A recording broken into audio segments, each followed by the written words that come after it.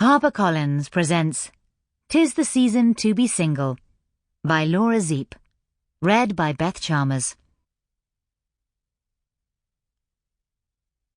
Chapter 1.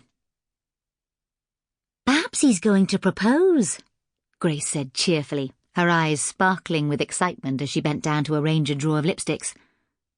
Rachel frowned anxiously, biting her lower lip as she stared at the twinkly fairy lights and sparkly giant baubles above. The Christmas decorations had just gone up, and they usually put her in a good mood instantly, but not today. Her boyfriend of 3 years, Mark, had called on her lunch break to check she was coming straight home, as he needed to talk to her. "No, I really don't think that's it," she replied fretfully. "He sounded really serious on the phone, and Mark is never normally like that. It was as though someone had died. Which they haven't, thank goodness, because it was the first thing I asked when I heard his sombre voice." "Well, getting married is a huge deal," Grace pointed out, tucking her shoulder-length dark hair behind her ear.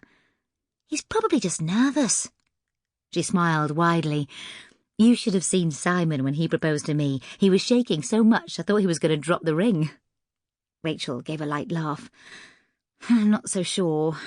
She tailed off, unable to imagine Mark proposing on such an ordinary day. Firstly, it was a Wednesday, and they didn't have plans that evening to do anything special. And secondly, Christmas was just around the corner. Surely, if Mark was going to propose, he'd choose to do so on Christmas Day. She could just imagine it at the Christmas table, surrounded by Mark's lovely family as they gushed over the beautiful diamond ring. He wouldn't do it on a random Wednesday at the beginning of November, would he? Rachel felt like she'd been waiting forever for him to propose, but try as she might, she just couldn't imagine that being the reason he needed to talk to her. "Don't look so worried," Grace told her in a comforting, caring voice. "I'm sure if it was that urgent, he would have just told you over the phone." Rachel forced a smile and nodded her head. "Yes, I'm sure you're right. It's probably nothing. I bet it's to do with his work or something along those lines. He's been so stressed over work lately. Perhaps he's quit his job. It wouldn't be the worst thing." "Has Bianca mentioned anything?" Grace questioned curiously. "Perhaps she knows what all this is about." Bianca was Rachel's best friend from primary school. When Bianca had been made redundant the year before, Rachel had managed to persuade Mark to get her a job at the bank he worked for in London. Bianca had been over the moon and so grateful. Rachel's forehead wrinkled. "No, she hasn't, and I spoke to her last night. They only work in the same building, though. They're in completely different departments, so I can't imagine she'd know anything anyway. It's not like they're friends or anything." Rachel heaved a loud sigh. "There's no point in me guessing all day. I'll just have to wait and see." "Exactly," Grace said, pulling out a lipstick and taking the cap off. "Put on a bit of red lippy and get into the festive spirit and everything will be fine," she smiled, passing the lipstick over.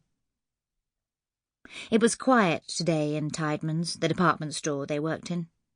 With Christmas fast approaching, Rachel knew it was the calm before the storm and she should appreciate the peace and quiet. Right now, though, she also knew that she'd welcome the distraction of some customers, as all she could think about was what Mark wanted to say to her. As much as she'd pressed him on the phone, he'd been adamant he wanted to discuss it face to face. It couldn't be anything that bad, could it? A feeling of unease crept up on her. Everything had been fine in their relationship. A little same old and predictable, maybe, but Rachel loved the feeling of being completely comfortable, and they were happy, weren't they? Who cared if she no longer had the butterflies like at the beginning? That feeling didn't last forever in any relationship, and Mark was the man Rachel wanted to marry. He was the one.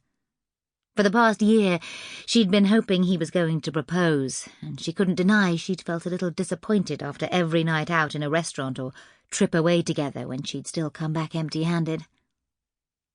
What if Grace was right? What if he really was going to propose today? Rachel applied the red lipstick with a brush and puckered her lips together. At least she could make sure she looked nice if he was going to pop the question.